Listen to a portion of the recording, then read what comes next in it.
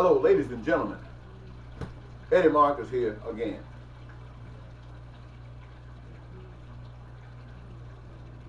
What would you do if you had all the money you needed? What would you do if you were rich? If everything, regardless of your situation in life right now, if tomorrow you inherited or won or somehow came into possession of $1 million, how would your life change? Well, some things that are common is that most of us would try to pay off our bills. Get that headache out of the way. We try to make sure we got a decent place to live and that we got it set up the kind of way we want it. We want to get us a nice ride if we can drive. If we got kids, we want to set them up a little bit, kind of put something in their wardrobe, as well as our own. And we want to maybe travel a little bit. And if we invest our money, some of it, we would want to share with others. Now, what if you inherited or came in possession of $1 million and everyone else did as well? So no one would need anybody else's money because they would have their own money. Wonder what it would be like then. Well, it seems like people, all of them, would basically pay off their bills if they're not too many, and pay down some if there are many. We'd likewise like to have a nice, decent place to stay, have it fixed up like we want to, and have a means of transportation that makes us feel comfortable. If we got kids, we'd like to do something special for them, like clothes, maybe get them a phone, stuff like this, and then we want to travel a little bit.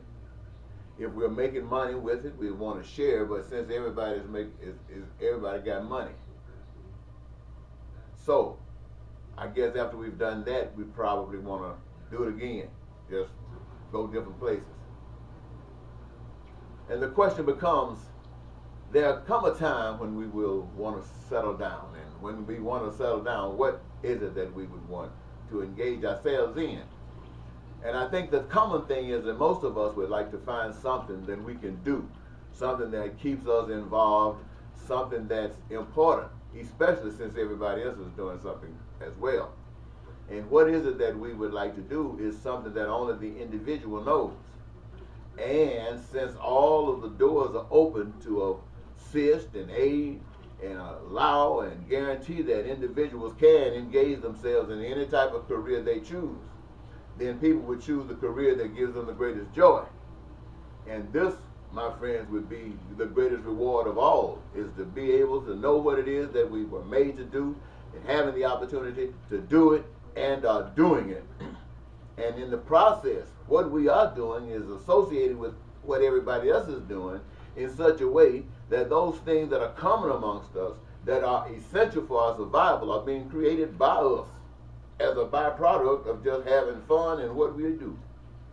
And that way, all of us are participating in the creation, making us all owners of it all for the purpose of it, and to do with it the same thing we would do with it if we had money. And since we have gained this knowledge and this wisdom, we will stop using money because the materials would be available.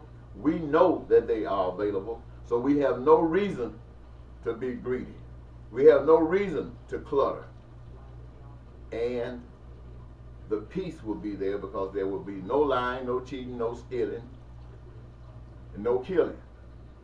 There will be some every now and then that will come by and try to convince the public that they deserve more than the rest, that they deserve because they are better than, because God made them special and they are connected to God. There will be people that will come by and say this to the public, and some ones of the public would want to accept that. But it is the responsibility of those who know truth to hold to the truth. Wherein is your peace? Wherein is your happiness? Where is your prosperity and your joy? Well, so would you do the same thing now that we've gotten this far? If you were rich, as you thought a moment ago? Well, truth of the matter, I know we'll probably do the same thing. But I mention this to you, ladies and gentlemen, because I'm on a mission. I'm on the mission to change the world and make it a wonderful place that all mankind will know that there is a God, and that is a God of love.